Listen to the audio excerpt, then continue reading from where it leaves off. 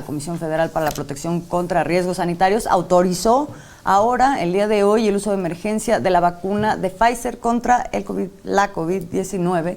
Y la decisión de COFEPRIS llegó en momentos en que México acumula más de 1.2 millones de casos de coronavirus y rebasa los 112,000 muertes por la pandemia. Por otro lado, el subsecretario de Salud, Hugo López-Gatell, informó esta noche que en la Ciudad de México hay una ocupación hospitalaria del 62%, por lo que se sumó al llamado que hizo también esta mañana la jefa de gobierno de la ciudad, Claudia Sheinbaum, de que los ciudadanos pues se mantengan en alerta y adopten las medidas necesarias para evitar la propagación de la enfermedad. Y respecto a la situación nacional, el funcionario federal informó que este viernes Veracruz, Campeche y Chiapas se encuentran en semáforo verde, Zacatecas y Baja California siguen en rojo, Colima y Tlaxcala y también Oaxaca en amarillo y 24 estados en semáforo naranja, incluida la Ciudad de México, semáforo naranja con alerta. Y bueno, esta noche agradecemos la comunicación con el doctor Jorge Salas Hernández, director general del Instituto Nacional de Enfermedades Respiratorias, pues para conocer más sobre la situación de los hospitales COVID en la Ciudad de México y en general y de qué manera tenemos que conducirnos en el escenario en el que estamos en este momento. Buenas noches, doctor Salas. Hola, buenas noches, Azul y Juan, les saludo con gusto. Muchas gracias por atender nuestra llamada, nuestra comunicación. Pues un poco para hablar de... hay buenas noticias por un lado, por otro lado tenemos que seguir en alerta y una de las cosas, además de seguir las medidas sanitarias, pues tiene que ver con qué hace uno en caso de contagiarse. Digamos, hay un escenario de saturación de algunos de los hospitales, pero también hay una forma, digamos, de acceder a información oportuna sobre a dónde se puede ir para ser atendido. ¿Nos puede dar un panorama de cómo funciona la aplicación que, por ejemplo, se tiene para poder obtener esa información, doctor? Sí, con gusto. Bueno, es muy simple y la verdad es que ha tenido bastante difusión desde los teléfonos celulares, las personas que tienen contacto con enfermos o que tienen síntomas que piensan que pueden sugerir la infección de COVID-19, pues marcan al 911. Ahí se les da la información, se recaba un poco de información de ver qué tienen, y en caso de que se sugiera que sus manifestaciones clínicas puedan ser consistentes con COVID, pues se trata de establecer la gravedad por vía remota, y si requieren hospital, pues se les dirige, dependiendo de la zona en donde viven, hacia los hospitales en donde se tiene registro que hay disponibilidad de camas. Doctor, aprovechando que nos acompaña esta noche, se lo agradecemos enormemente, quisiera preguntarle cuál es el estatus de camas disponibles hoy en el Instituto Nacional de Enfermedades Respiratorias. Bueno, desafortunadamente no hay camas disponibles en este momento. Esta última semana ha sido muy complicada porque lo que se ha reportado, el incremento de casos, de contagios y de enfermos, pues tiene un impacto en prácticamente toda la red hospitalaria. Obviamente el INER, por ser el centro de atención respiratoria por excelencia en la ciudad, pues la gente acude espontáneamente o son referidos de algunos otros hospitales, y esa parte es como, digamos, se van atendiendo los pacientes. Sin embargo, en este momento, ante la ocupación alta que hay de camas, lo que estamos haciendo es que se atienden los pacientes en urgencias, se ve en qué condiciones están a su llegada, se tratan de estabilizar, y si requieren hospitalización, pues se busca la manera a través del CRUM de encontrar alguna cama y poderlo referir de manera oportuna. Pero digamos, la primera atención se ofrece ahí en el instituto, ya el tratamiento para los siguientes días, si no tenemos camas, pues entonces buscamos el apoyo para el paciente en otro lado. O sea, sí están recibiendo gente que luego puede ser canalizada. Lo que es muy importante aquí decir es que esta situación, tanto la que vive el INER, el instituto, como otros hospitales o clínicas, es una situación variable, digamos, y es por eso tan importante que la gente se informe a través de las plataformas que ustedes están ofreciendo, con información que cambia en tiempo real. Sí, por supuesto. La red hospitalaria como bien lo dices, es un aspecto muy dinámico. Los pacientes entran, egresan, pero si el flujo de pacientes va más allá de la disponibilidad de camas, pues es donde tenemos ya la saturación, como es este momento que estamos viviendo. Por eso ahorita todo este programa de difusión para invitar a la gente a que eviten disminuir de alguna forma los contagios. Doctor, bueno, pues ante la pandemia de COVID-19 y con los fríos que ya están aquí y también con pues la llegada de la influenza estacional como cada año, ¿cuáles son las campañas principales que se están llevando a cabo para proteger a la ciudadanía, para evitar contagios no solo de COVID, sino de cualquier otro tipo de enfermedad respiratoria?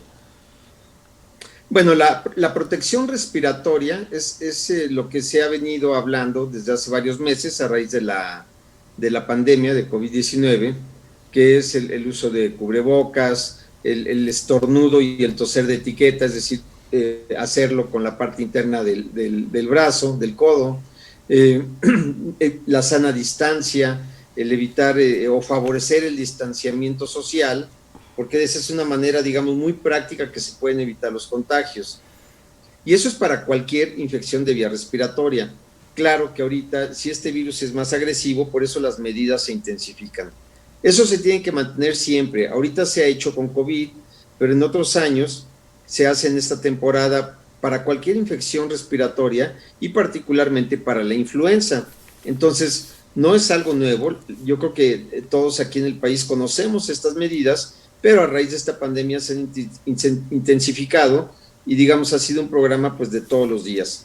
Otra forma de evitar infecciones pues es la vacunación oportuna. En este caso de influenza, que hace algunas pocas semanas ha iniciado el programa, la vacuna paulatinamente se ha ido dotando en los diferentes centros de atención y bueno, hay especificaciones muy puntuales de quiénes son los grupos vulnerables en los que la vacuna es prioritaria y esos son los que en primera instancia, ese grupo de personas son los que se tienen que vacunar. En caso de que nos estuviera viendo alguien que no tuvo acceso a esa información, doctor, si nos la puede repetir, ¿quiénes son los grupos vulnerables? ¿Quiénes sí o sí se tendrían que vacunar? Sí, bueno, los adultos mayores, las personas mayores de 60, 65 años, los menores de 5 y todas aquellas personas, no importa la edad, que tienen enfermedades crónicas o que tienen enfermedades en que su sistema inmunológico puede estar disminuido, como algún tipo de tumores, VIH-Sida, la toma de medicamentos que para la enfermedad puede disminuir las defensas, enfermos respiratorios crónicos, enfermos cardíacos crónicos, enfermos del hígado y renales crónicos. Digamos, es un grupo grande de personas que son en quienes se indica esta vacunación. Por supuesto, el personal de salud, claro. Ahora más que nunca, porque son quienes están expuestos más a los contagios al estar trabajando directamente con enfermos. Doctor, la campaña invierno que se está llevando a cabo, pues tiene varios rubros: peregrinos, invierno, por amor a. ¿Podría ampliarnos un poquito esta información? Empezando con los peregrinos, ¿no? Que a pesar de que está cerrada la Basílica de Guadalupe, pues hay algunos que están llegando. Bueno, lo que se ha intentado y se ha hecho no solo por las autoridades sanitarias, sino a través de los medios de comunicación, pues es invitar a la gente a evitar estas aglomeraciones. Ya sabemos que, por ejemplo, en el caso de COVID-19, el virus es muy contagioso y fácilmente se puede transmitir pues al estar cercanos de las personas, al hablar, al hablar fuerte, al toser, al estornudar, y ahí la transmisión se puede hacer hacia varias personas. Por eso es tan importante el mantenerse en casa, por eso es tan importante el distanciamiento social, por eso es tan importante evitar estos grandes grupos de personas en el que con un enfermo que haya, pues seguramente varios serán contagiados y entonces la enfermedad se va propagando pues en todo el entorno de esa persona. Entonces, todos estos programas de prevención pues están dirigidos principalmente a cortar la cadena de transmisión del virus, básicamente a través del distanciamiento social, de evitar los grupos de gentes y evidentemente pues el uso de mascarillas, lavado de manos, todas estas medidas que ya han sido ampliamente difundidas. No hay de otra, estamos en un momento en el que la gente tiene que evitar lo más posible el contacto entre unos y otros. Ese es el principal llamado en este momento. Efectivamente, no hay de otra, así de claro hay que decirlo. Quienes estamos en los medios hospitalarios y estamos viendo la situación como está, los enfermos, pues que llegan bastante graves, esto tiene un impacto importante, no solo para el enfermo, sino también tiene un impacto para las familias que sufren al saber que su enfermo está en un hospital en una condición crítica. Tiene impacto hacia todo el entorno de la persona porque puede haber otros contagios, tiene un impacto en el sistema de salud porque los costos de atención son altos. El personal de salud ha hecho un gran esfuerzo a lo largo de todos estos meses, sigue en pie y seguirá en pie, eso que nadie tenga ninguna duda, pero obviamente hay un agotamiento importante porque han sido prácticamente ya 9, 10 meses de un trabajo intenso. Eso no se va a dejar de hacer, por eso es que pedimos que la gente tenga conciencia, que ayuden a evitar estas agrupaciones de personas, a tener un distanciamiento social, y eso nos va a permitir disminuir cadena de contagios, tener mayor disponibilidad de camas en los casos que se requiera, y por supuesto, pues estas medidas tienen que tener este efecto positivo. Pero si nosotros no cooperamos, cada uno de nosotros, la situación se torna difícil. Sin duda, doctor Salas Hernández, finalmente, ¿cómo ha sido enfrentar esta terrible pandemia con las condiciones en las que estaban el sistema de salud público de nuestro país, con reconversión de hospitales posteriormente y un gran esfuerzo en el que incluso parte de la iniciativa privada se sumó? ¿Cuál es aquí el gran aprendizaje que se deja, sobre todo a nivel personal, con usted? Bueno, yo pienso que son varias las lecciones que hemos aprendido, pero digamos, yo creo que entre las más importantes es el trabajo en conjunto, no solo de todo el sistema de salud, sino de la sociedad civil, de fundaciones, de muchas personas que desde su interés y desde las ganas de ayudar, pues por supuesto han puesto su grano de arena. La otra parte es que en los ambientes hospitalarios hemos tenido que actualizar nuestros procesos de atención, la forma de cuidarnos, el uso de equipo de protección personal, la redistribución de los espacios en los ambientes hospitalarios, porque se tiene que evitar el contacto de pacientes contagiosos y se puede llegar al extremo, como es en el caso del INER, que se volvió un hospital exclusivamente COVID. Esto significa que desafortunadamente no hemos podido atender otras enfermedades respiratorias por el riesgo para estos enfermos no COVID de contagiarse. Claro. Y ante la gran escalada de la enfermedad y el número importante de pacientes que acuden, pues el hospital prácticamente el 100% desde hace varios meses es COVID.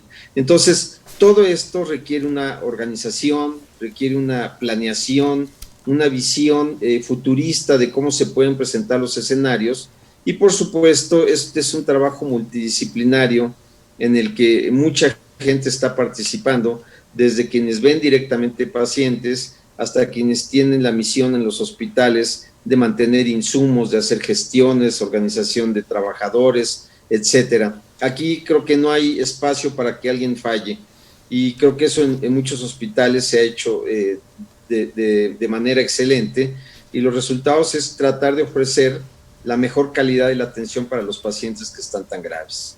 Sin duda, grandes lecciones, y que además en esta idea del trabajo necesario en conjunto ahora se extiende también de manera muy clara hasta la sociedad y la responsabilidad compartida para enfrentar este reto. Doctor Jorge Salas Hernández, muchas gracias por estar con nosotros esta noche.